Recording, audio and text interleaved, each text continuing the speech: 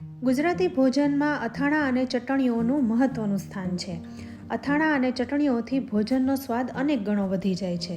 તો આજે કિચન સિરીઝમાં મસ્ત મજાના સિઝનમાં મળતા લાલ અને લીલા મરચાંની અલગ અલગ ચટણીઓ બનાવીશું. આ ચટણી તમે થેપલા, પરોઠા, ભાખરી, ખાખરા સાથે અથવા સેન્ડવિચમાં પણ તેનો ઉપયોગ કરી શકો છો. અથવા તો તમારે કોઈ ભરેલું શાક બનાવવું હોય ને એમાં પણ આ ચટણીનો તમે ઉપયોગ કરો ને તો શાકનો સ્વાદ પણ અનેક ગણો વધી જાય છે. તો ચાલો ઝટપટ 2 પ્રકારની ચટણીઓ બનાવી લઈએ. તો સૌથી પહેલાં આપણે લાલ ચટણી બનાવીશું. તો એના માટે મેં અહીં 100 ગ્રામ જેવા લાલ મરચાં લીધા છે. અત્યારે સિઝનમાં આવા મરચાં ખૂબ જ સરસ મળી રહ્યા છે, તો એનો ઉપયોગ કરીશું અને લાલ ચટણી બનાવીશું. સાથે મેં 8થી 10 કળી સૂકું લસણ લીધું છે, 1 ઇંચ આદુનો ટુકડો, સાથે થોડી કોથમરી અને 2 ચમચી જેવા શિંગદાણા લીધા છે. શિંગદાણાનો વધારે ઉપયોગ નથી કરવાનો. સાથે લીંબુ લીધું છે. હવે આ ચટણીને આપણે ચોપરમાં બનાવવાની છે. તો બધી જ વસ્તુને આપણે થોડી થોડી સમારી લેવાની છે. મરચાંના ડીટિયા કાઢી અને એને નાના ટુકડામાં કાપી લઈશું. કારણ કે આજે ચોપરમાં ચોપ કરવાની છે એટલે બધી જ વસ્તુને નાના ટુકડામાં કટ કરી લઈશું. આવી રીતના કરવાથી ચટણીનું ટેક્સચર છે ને એ એક જ સરખું રહે છે, એટલે કે દરદરું રાખવાનું છે. અધકચરું ખાંડેલું હોય એવું આપણે ચટણીનું ટેક્સચર રાખવાનું છે. તમે મિક્સરમાં કરો તો ખૂબ જ પીસાઈ જાય છે અને લોટ જેવી ચટણી થઈ જાય છે અને જે ખાવામાં મજા નથી આવતી. તો તમારે દરદરી પીસવી હોય તો આવી રીતના તમે ચોપરમાં પણ ચોપ કરી શકો છો. તો અહીંયા આપણે મરચાં, લસણ, કોથમરી અને આદુને સમારી લીધું છે. એકદમ નાના નાના ટુકડા કરી લીધા છે જેથી ચોપિંગ એનું સરસ થઈ જાય. હવે આપણે સિંગદાણાનો ભૂકો કરી લેવાનો છે. તો એ પણ અધકચરો જ કરવાનો છે એટલે એને ચોપરમાં ચોપ કરીશું. હવે તમે કોઈ પણ ચટણી બનાવો છો અને એમાં તમારે શિંગદાણા ઉમેરવાના હોય તો સૌથી પહેલાં તમારે શિંગદાણાનો ભૂકો કરી લેવો. બધું સાથે પીસવા જઈશો તો શિંગદાણા ઘણા ખરા આખા રહી જશે અને એને પીસવાના ચક્કરમાં તમે બીજી બધી વસ્તુને પણ પીસતા રહો છો, જેનાથી ચટણીનો સ્વાદ બગડી જાય છે. એટલે જ્યારે તમારે શિંગદાણા ઉમેરવાના હોય ને ત્યારે સૌથી પહેલાં શિંગદાણાનો ભૂકો કરી લેવાનો, ત્યારબાદ જ એમાં બીજી બધી વસ્તુઓ ઉમેરવી.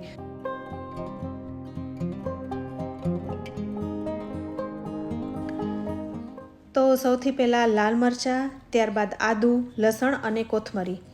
આદુને પણ તમે ઉમેરો ને તો જો આદુ બહુ કડક હોય તો એના એકદમ ઝીણા ટુકડા કરી લેવા અથવા છીણીને ઉમેરવાનું, જેથી એ ચટણી પીસતી વખતે આખું ભાગું ન રહે. ત્યારબાદ લસણ ઉમેરીશું અને કોથમરી.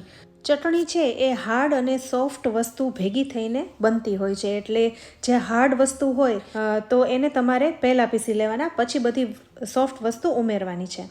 હવે આપણે બધા મસાલા કરી લઈશું. તો સૌથી પહેલાં આપણે સ્વાદ પ્રમાણે મીઠું ઉમેર્યું, ત્યારબાદ 1 નાની ચમચી જીરું અને 2 ચમચી જેવો ગોળ ઉમેર્યો છે. અહીં મેં ખાંડનો ઉપયોગ નથી કર્યો, ગોળનો ઉપયોગ કર્યો છે.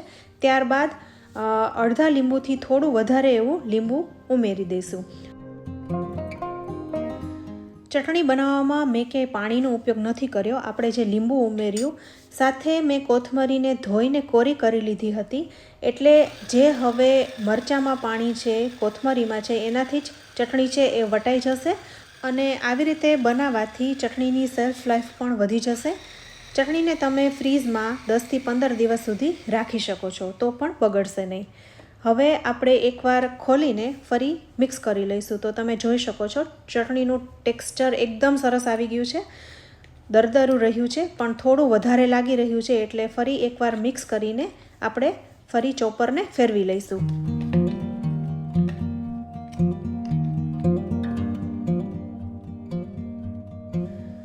હજુ મને અહીં થોડી કોથમરી ઓછી લાગી રહી છે તો હું 2 ચમચી જેવી કોથમરી વધારે ઉમેરી દઈશ. હવે ફરી પાછું આપણે ચોપરને ફેરવી લઈશું.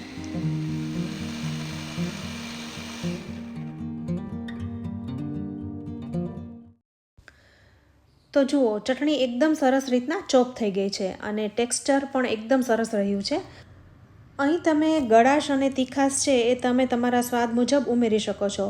લાલ મરચાં એકલા લીધા છે એટલે તીખા તો હોય, એટલે તમે ગળાશ અને ખટાશ ચડિયાતા ઉમેરો ને તો ચટણી ખૂબ જ સરસ લાગે છે. તો આ ચટણીને એક આપણે બાઉલમાં કાઢી લઈશું. તો ચટણી અહીં તૈયાર છે. તો ફ્રેન્ડ્સ, તમને આ ચટણીની રેસીપી કેવી લાગી? જો તમને સારી લાગી હોય ને તો વિડીયોને લાઇક અને શેર જરૂરથી કરજો. સાથે તમને કેવી લાગી એનો ફીડબેક અમને કમેન્ટ બોક્સમાં જરૂરથી આપજો. તો ચાલો હવે આપણે એકદમ મસ્ત મજાની લીલી ચટણી બનાવીએ. આ ચટણી બનાવવામાં મેં મારા ઘરમાં ઉગેલી કોથમરી અને ફુદીનાનો ઉપયોગ કર્યો છે. અત્યારે શિયાળામાં જો તમે કોથમરી અને ફુદીનો નાના કુંડામાં વાવો ને તો પણ સરસ ઉગી જાય છે. તો ચટણી બનાવવા માટે મેં અહીં બધી વસ્તુ તૈયાર કરી લીધી છે.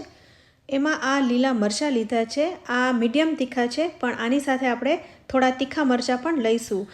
આવા મરચાંમાં દરનો ભાગ વધારે હોય છે, એટલે ચટણી એકદમ સરસ બને છે. સાથે થોડો ફુદીનો લીધો છે, લીલું લસણ, સૂકું લસણ, આદું, શિંગદાણા અને કોથમરી લીધી છે. અહીંયા તમારે કોથમરી કરતાં ફુદીના ચોથા ભાગનું લેવાનું છે, નહીંતર ફુદીનો વધી જશે તો ચટણી કડવી થઈ જશે. સાથે અહીં એક લીંબુ લીધું છે. હવે અહીં 4 થી 5 તીખા મરચાં પણ લીધા છે, જેથી ચટણી ટેસ્ટી લાગે. તો સુરતી મરચી લીધી છે, જેનામાં તીખાશ વધારે હોય છે, અને કોથમરી સાથે એની કૂણી દાંડીનો પણ ઉપયોગ કરીશું. તો આ બધું આપણે ઝીણું ઝીણું સમારી લેવાનું છે.